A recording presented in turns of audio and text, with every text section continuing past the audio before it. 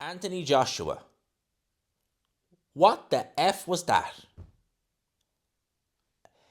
Anthony Joshua stops Jake Paul in the sixth round. Yes, we got the result that I think the vast majority of us thought would happen, albeit later than I think the majority of us thought it would happen. I thought it would be done within the first couple of rounds. But in a fight that was worryingly competitive, before we carry on, look there on screen if you haven't already. Please hit the like, hit the subscribe, hit the notification bell. It literally takes a couple of seconds. You can do it while still watching this video. AJ was in a fight that was worryingly competitive. Now, there's a lot of people out there saying that this was a fixed fight, this was scripted, this, that, and the other. I personally am not one of those people. I will do a video tomorrow or today, later on today, going over why I believe this fight was legit. And you only need, I'll touch on it briefly in this video as well, because you only need to look at what was going on in there. We got to this fight about a month ago. It was talked about over the summer. Then it was announced AJ would be staying on the zone because they couldn't come to an agreement. It was announced then that Jake Paul would face Tank Davis. There's always a risk with Tank Davis because you know what he's like. Ends up happening. Fight gets pulled, or Tank Davis gets pulled. In steps Anthony Joshua. AJ getting ready for an 8-rounder against Cassius Chaney. Ends up fighting Jake Paul.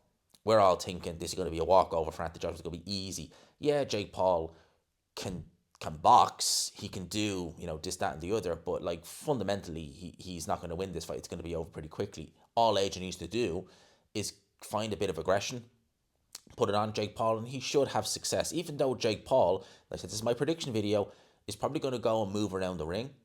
There's ways you can stop a mover, especially a novice mover like Jake Paul. There's ways you can do it. AJ didn't do them. Now, AJ has never been the greatest at cutting off the ring. But in this fight, it was really showing how bad he is at cutting the ring off.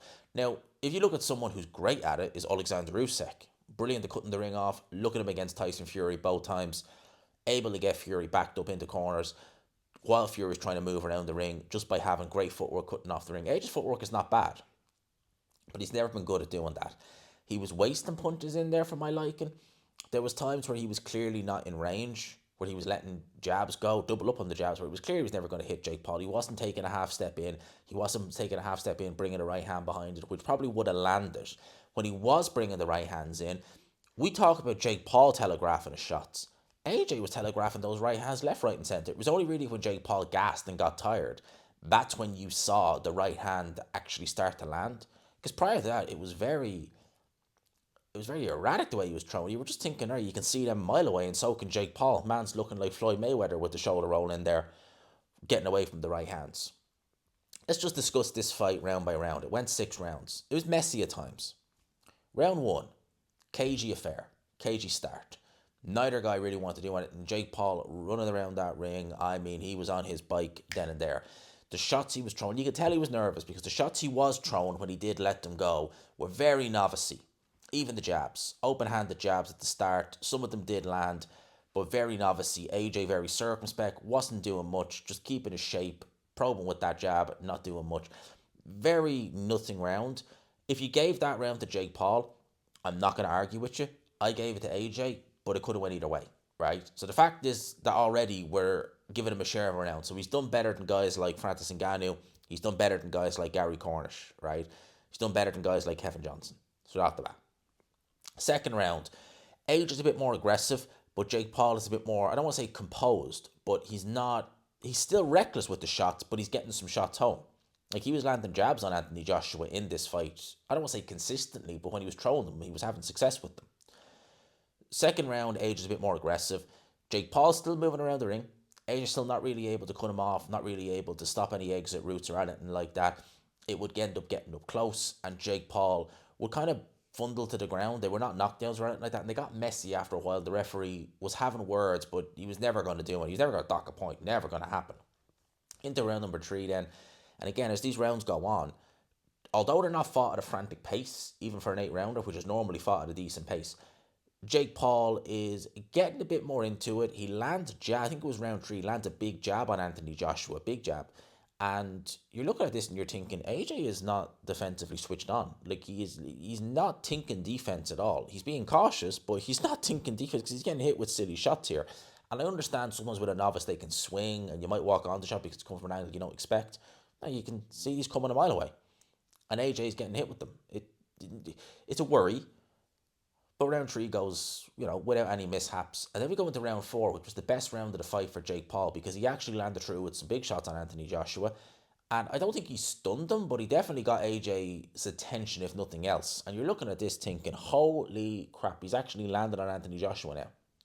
What am I watching? What's actually going on? Because if you gave him the first round, you could definitely give him the fourth round. You could have it even going into round five in an 8-rounder. What the hell? Do better than Francis. And I'm watching this thinking Tyson Fury is going to have an absolute field day with Anthony Joshua on this. Going to round five, and then AJ lands midway through that round or towards the back end. A left hook on Jake Paul. His legs appear to kind of go from underneath him. He goes to the ropes. AJ opens up with a couple of shots. Jake Paul goes down. He kind of fumbles down, but it's a legit knockdown nonetheless. Referee gives him a count, and he goes down again at the back end of the round from shots from Anthony Joshua. I reckon he maybe could have stayed on his feet, but he did what I said he would end up doing. Once he got tired and once the steam of Jake Paul's shots goes, because he did land a couple of shots himself in round number 5, once the steam of his shots go, he's going to look for a place in the canvas to rest. Go down, not get back up, see the count out. Didn't know if they'd let him out for the 6th round. They did. He gets dropped again. And then the final shot, he gets backed up into the corner, backed up into the ropes. AJ's opening up a combination, lands a right hand. Jake Paul goes down.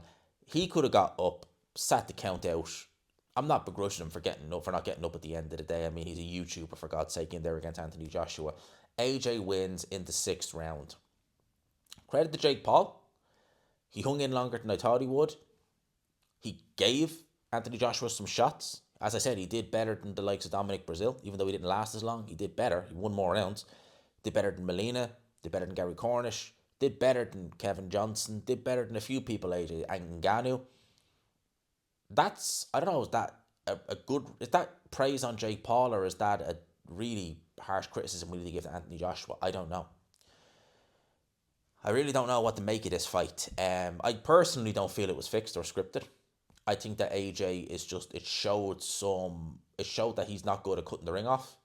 It showed that he is still very cautious. It showed that there's still a lot that needs to be worked on. And Tyson Fury, I'm sure, is watching this. He probably has already tweeted or made a video about it. Having a field day. He is going to have an absolute field day with Anthony Joshua over this. I think his stock in the US, AJ, may go up because you've finally got the win in America, and the American audience, they don't really know any better. The UK audience, I'm already seeing it, a lot of them are going to absolutely have a field day, not in a good way, with Anthony Joshua over this. I think he's going to get a lot of criticism off the UK fans. Look, I'm going to address it more in a video later on today, because it is 5 a.m. or it's a little after 5 a.m. now. I'm going to address it in a video later on today, but I'm going to be as harsh as I feel AJ deserves. There is some critique. There is definitely some criticism there. Very much so. I'm criticising him in this video. But I'm going to go into further detail. I'm also going to go into why I don't feel this fight was fixed. All right. AJ gets the knockout as expected, later than we expected, with some problems. It's not a good look, but at the same time, I'll talk about it in a separate video. For now, I'm going to leave it there, but let me know what you guys think in the comments. What were your thoughts on AJ's performance? What were your thoughts on Jake Paul's performance? The whole event as a whole. It didn't feel like a boxing event. I never got that big fight feel at all watching this. I just got the feel that we were watching an event rather than a big spectacle of boxing. It was not like an Usyk Dubois or an Usyk Fury or something like that, or a Canelo Crawford, even a Ben Eubank one. Not anything like that. Let me know in the comment section below your thoughts on everything. Until later on today, I will leave it there. Smash the like button if you could. Hit subscribe, of course, as always, if you haven't already. People, until next time, let me know. I'm dying to know what you guys think.